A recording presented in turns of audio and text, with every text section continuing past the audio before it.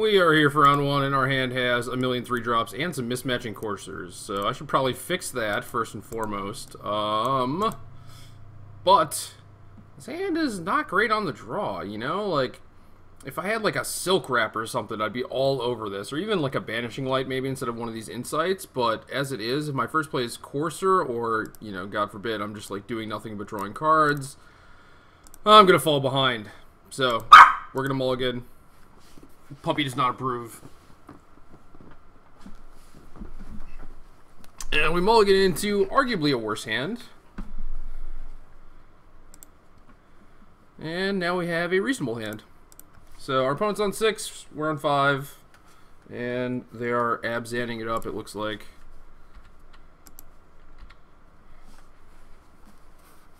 Alright, pup. You go up there.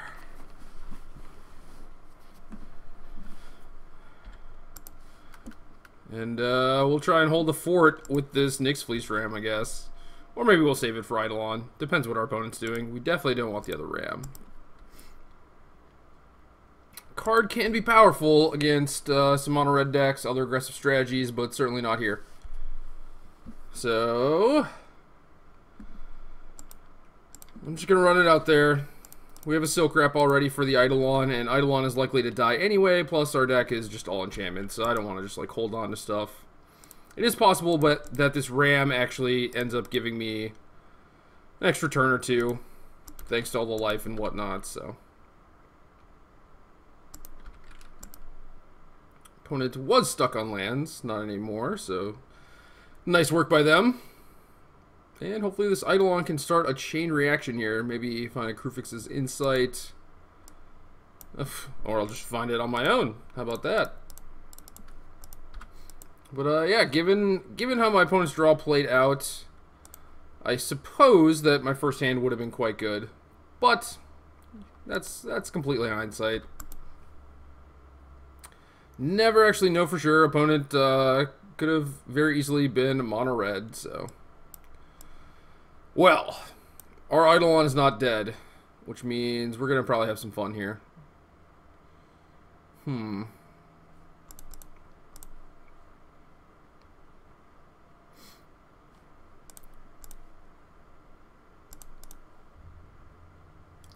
Get to Silk Wrap this Courser. Could play our own Courser, but they do have a Languish waiting, so I know that they don't have another land. But I think we're just going to play the Insight. It's possible I should have fetched the Plains there, actually. We just pick up some more reactive stuff, unfortunately. Bring the Bleat down. Those 05 Bleats. I can't possibly deal. So we have successfully undone our mulligan, or mulligans rather, and we're looking to be in a pretty good spot. Obviously need to find a sigil here fairly quickly, or another Eidolon. Because right now we're kind of on parity. Our opponent has 7 spells in hand, including the Languish. Another Courser, thank you. Now I'll get to kill that. That's excellent. I'm very happy you played that. But now they're drawing their lands. So we are going to go with Courser first. This could be ill-advised considering the Languish, but just want to get a few cards deeper into my deck and try and find those key cards I was talking about. So we get to play Plains for free off the top. And I don't know, maybe I shouldn't Silk Wrap, maybe I should just play the Ram. So if they Languish, they have to kill their own Courser. I can totally see that. Sounds reasonable to me. Alright, there's another Insight, so we should be golden after this. So the opponent has Languish Plains. He's going to get to play another Plains for free, so suddenly they are at 6 mana. So that did not take long. And yeah, just have to find that sigil. Maybe the Starfield. Oh, Dr. Siegeman Rhinoceros.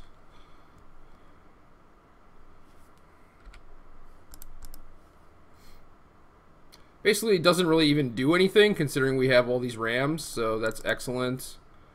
There's a herald, which would be kind of nice, but again, just like dies to the languish.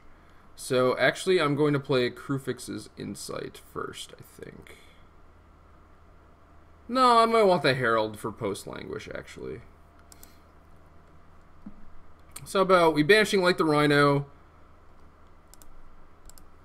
and then see if we can play a land for free. We don't get to. We have another Banishing Light, which is cool. We'll Silk Wrap this Courser. And there's the Sigil. So that's excellent. And this game should be just about over here. Eidolon doing some work. A lot of work.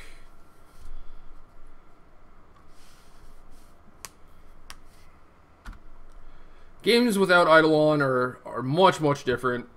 Where you just end up like killing their stuff and not drawing cards, and it's much worse. But sometimes that buys you the time to get to Sigil, or you just find a Crufix's Insight, and it's like, you know, kind of like you had an Eidolon the whole time, because you just end up getting so many free cards. But Eidolon is definitely the key. Our opponent just does not want to cast Languish, huh? Want to languish away all of our angels.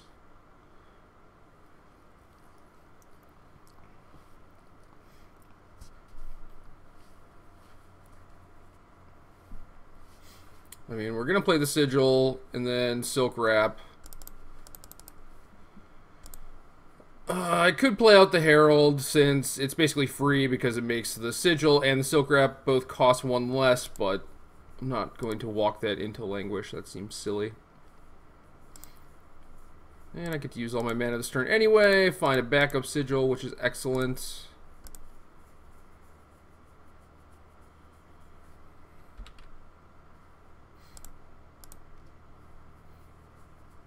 And this is it. This is basically all this deck does.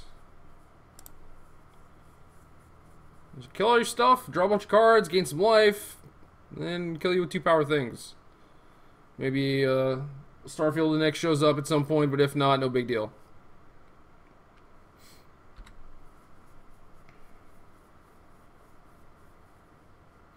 Do you think my opponent should have tried to kill my Eidolon a while ago, but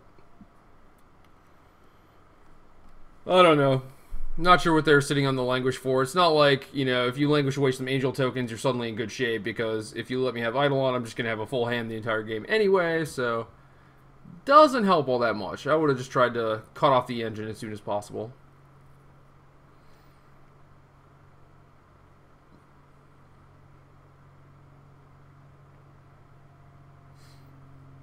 And now we can refuel. We can go Herald, Herald, Sigil.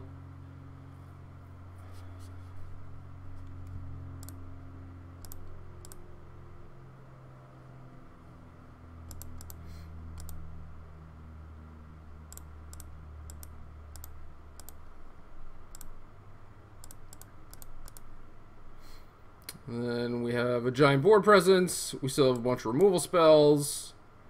I guess our opponent could be working up to Ugin. That would be very bad if that were the case.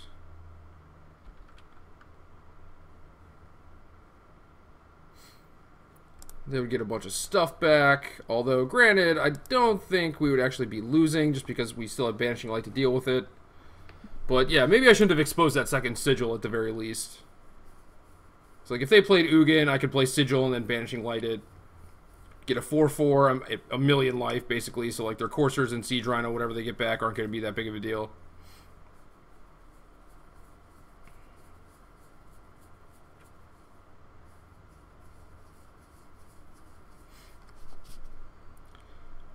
But opponent had 8 mana and did not play Ugin, so that bodes well for us.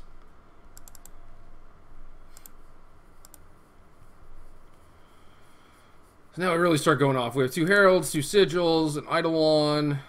Just do a bunch of nonsense at this point.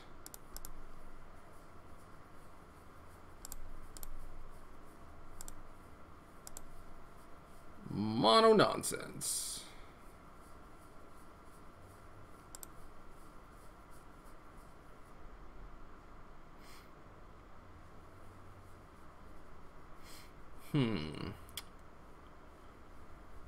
Don't think we really care what our opponent is doing here.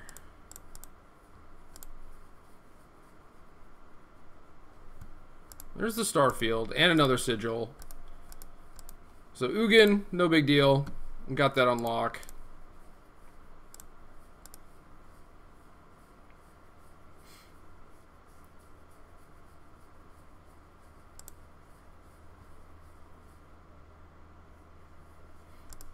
If I could Banishing Light one of my own things, that might also be worth a consideration, just so that if I did get reset with Ugin, at least I would get something back, but that's not the case. So, yeah, they're just going to concede.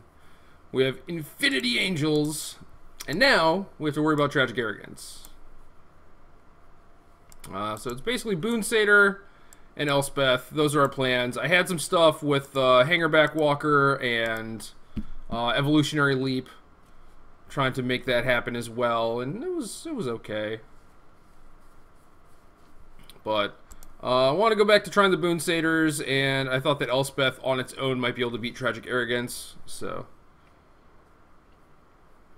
I'm gonna see if we can make that happen.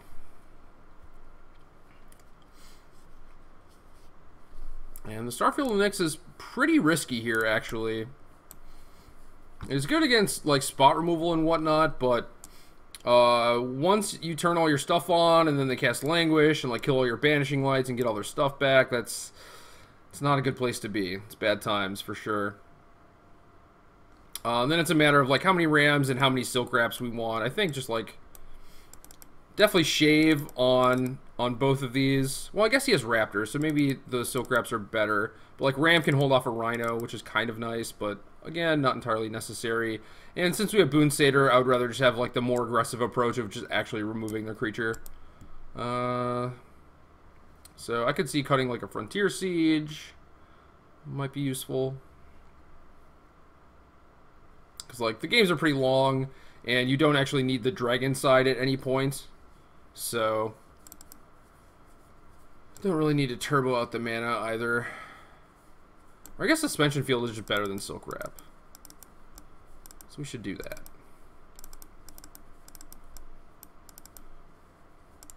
It's toughness 3 or greater. That's basically my opponent's entire deck, unless they have Den Protector. That's the card. So yeah, I think we can just do this.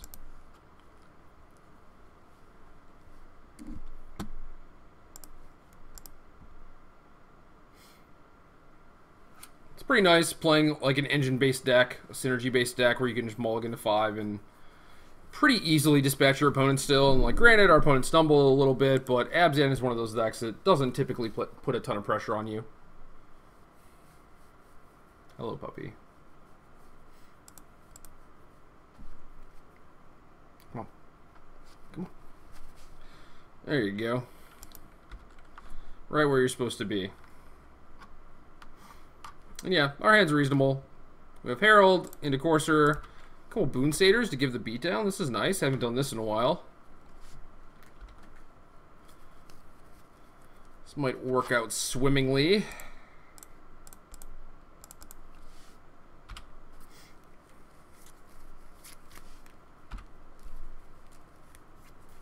Play Courser this turn, bestow a Boon Satyr next turn. Pretty sweet. Raptor? What?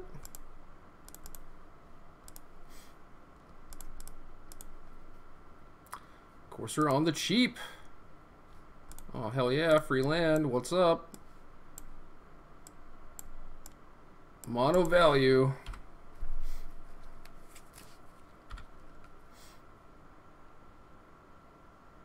Unfortunately, no Silk Wrap or Suspension Field to follow that up with, but Raptor's not that big of a deal. We can beat it. I mean, we're already at 23, so.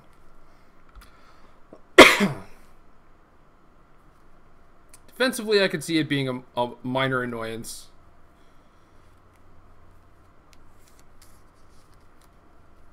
Opponent choosing to crack their fetch when they have an Urborg in play. Generally, it's better to just wait until you have a Courser or something. But maybe our opponent is flooded and just wanted to do a little deck thinning action.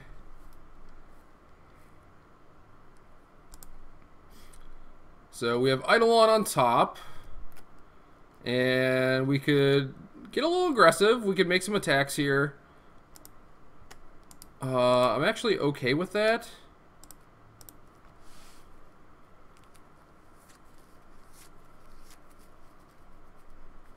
And then, yeah, we basically trade Herald for Siege Rhino, which is completely fine with me.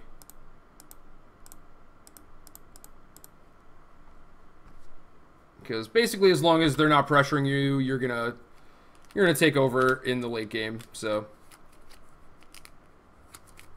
you know, Herald makes everything run a little bit smoother, but it's ultimately not all that necessary. And it's kind of nice that now our opponent doesn't have a thing that will survive Languish. So if they want to clear the board, they have to do it entirely, which is nice. Raptor's still trying to give us the beatdowns. Our opponent wisely realizing that if the game goes long and it's not really in their favor. There's a Morph, presumably a Den Protector. And we could Eidolon into that Herald, or we could just continue to give the beatdowns.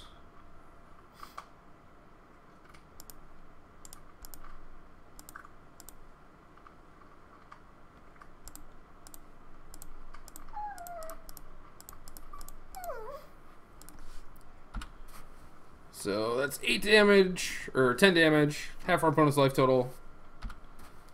Now they should probably be on the defensive.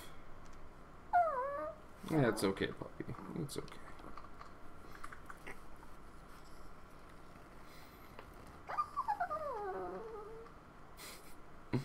Puppy, you're so weird.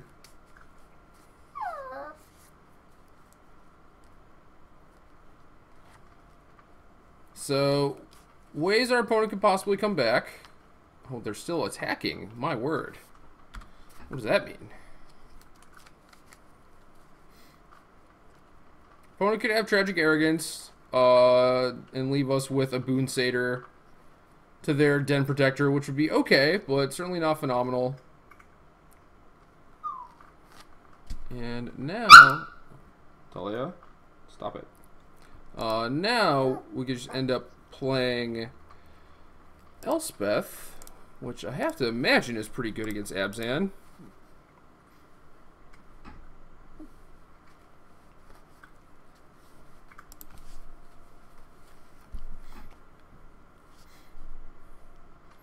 So maybe get the Rhino back, yup. Just jumping the Courser is kind of interesting. Probably means they don't have a Downfall or an Abzan Charm, because they probably would have cast it there. I could see Abzan Charm drawing 2, actually, but... we're just going to make some Soldierinos. And they just don't do anything with their 3 mana, so it's pretty impressive. And now we have infinite stuff going on.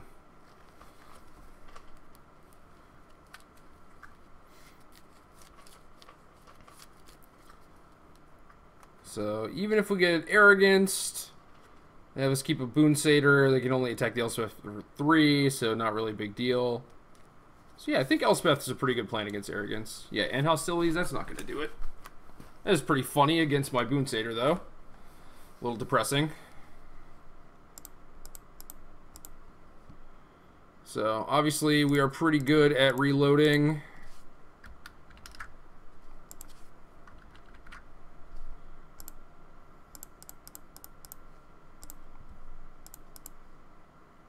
Especially since we have this Planeswalker in play. I'm pretty sure they just can't beat that.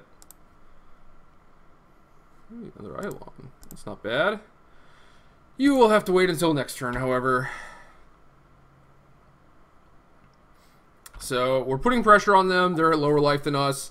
They have to play a Sweeper, and we just end up with 5 creatures in play and still having a Planeswalker. So, gotta come at them from different angles, I think, and make it so they're not prepared for what you're trying to do, and that should end up giving you some success here. Alright, another Insight. That's cool. I'm going to start things off by drawing 2 cards. We'll likely just minus the Elspeth to get the Rhino out of the way.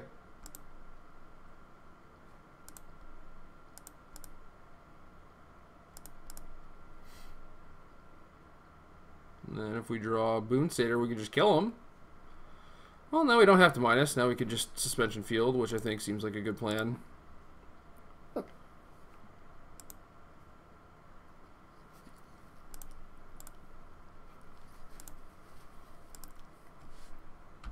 Puppy's being incredibly ridiculous. We've drawn a million lands, but it's pretty much okay, seeing as how we have so much going on. Puppy, please. You're being ridiculous.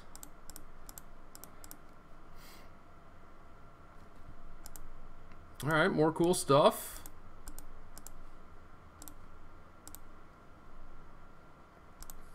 Definitely don't need another land. Opponent's at 3, we have a million cards, we have just the World's Fair basically, and that is going to do it. So basically these Abzan decks need a lot of dedicated stuff if they're going to try and beat up on these Constellation decks.